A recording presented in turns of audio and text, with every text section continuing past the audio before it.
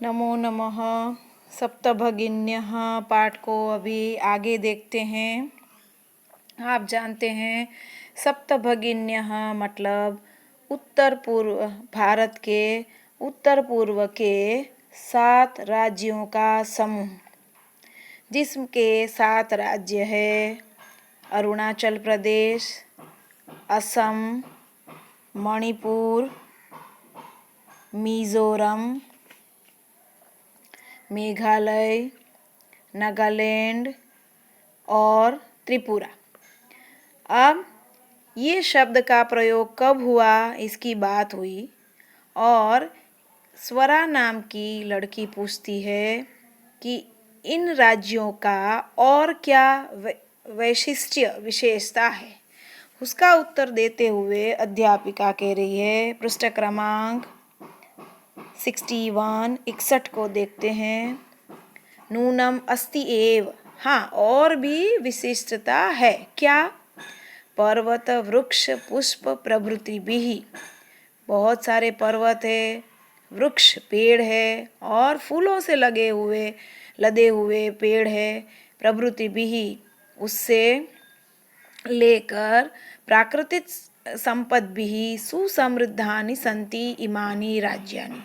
ये राज्य पर्वत, वृक्ष, पुष्प इत्यादि अनेक प्राकृतिक कुदरती रूप से भरी हुई संपदा से, ये भगवान ने दी हुई ये स्वाभाविक प्राकृतिक संपदाएं हैं, इससे ये सुसमृद्ध है ये सारे राज्य। भारत वृक्षे च, और मान लें कि भारत का मानचित्र, भारत देश एक अगर पेड़ है, एक वृक्ष है, तो पुष्प स्तबक सदृशानि, उसमें उस वृक्ष में रहा हुआ एक फूलों का गुच्छा हो, इस प्रकार एतानि विराजन्ते, ये सब सुशोभित होते हैं। अब राजीव नाम का छात्र कह रहा है, भवती मैडम गृहे यथा सर्वाधिका रम्या मनोरमा च भगिनी भवती।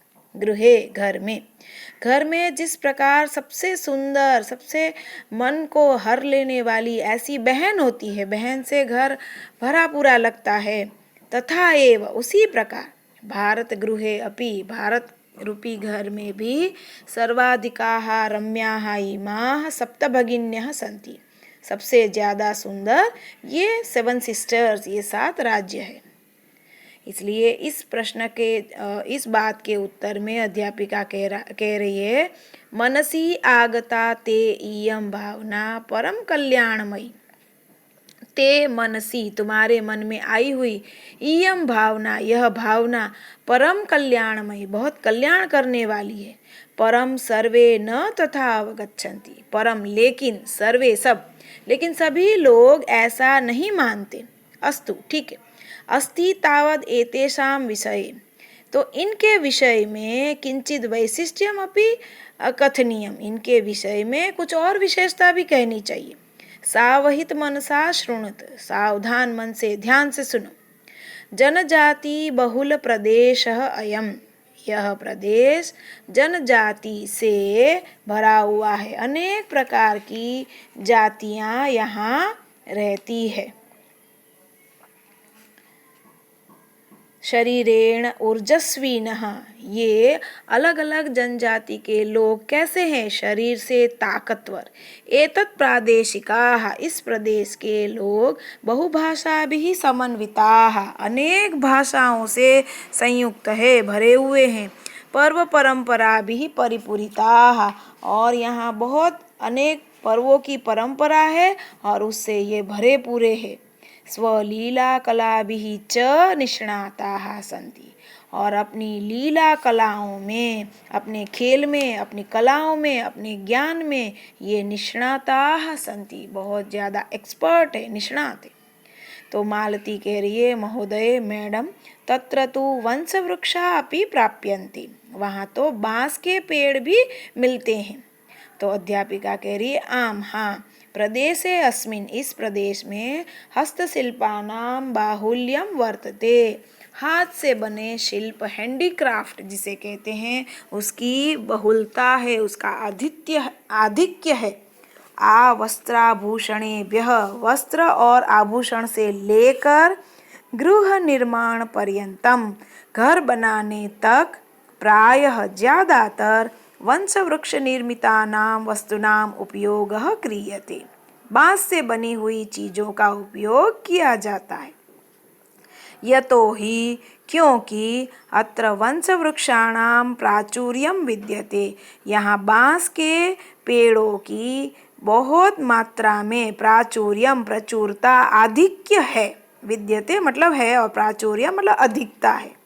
सांप्रतम आजकल इस समय वंश उद्योग अयम, यह वंश उद्योग बांस के पेड़ों का उद्योग अंतर्राष्ट्रीय ख्यातिम अवाप्त अस्ति, अंतर्राष्ट्रीय इंटरनेशनल लेवल पर प्रसिद्धि को प्राप्त हुआ है।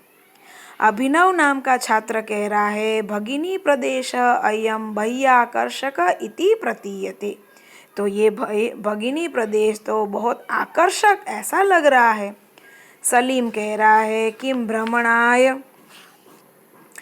भगिनी प्रदेश अयम समीचीनः, क्या घूमने के लिए यह 7 सिस्टर्स का प्रदेश उचित है, योग्य है, अच्छा है।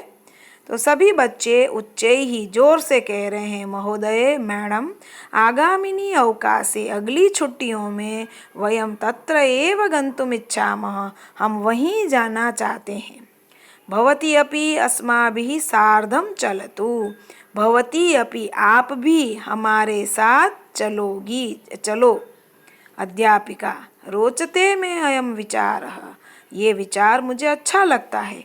एतानि राज्यानि तु भ्रमणार्थम स्वर्ग सदृशानि इति, ये राज्य तो घूमने के लिए स्वर्ग के समान है, अर्थात यहाँ बहुत ज़्यादा सुंदरता है, स्वर्ग के समान इनका सौंदर्य है, तो अवश्य घूमने जाना चाहिए।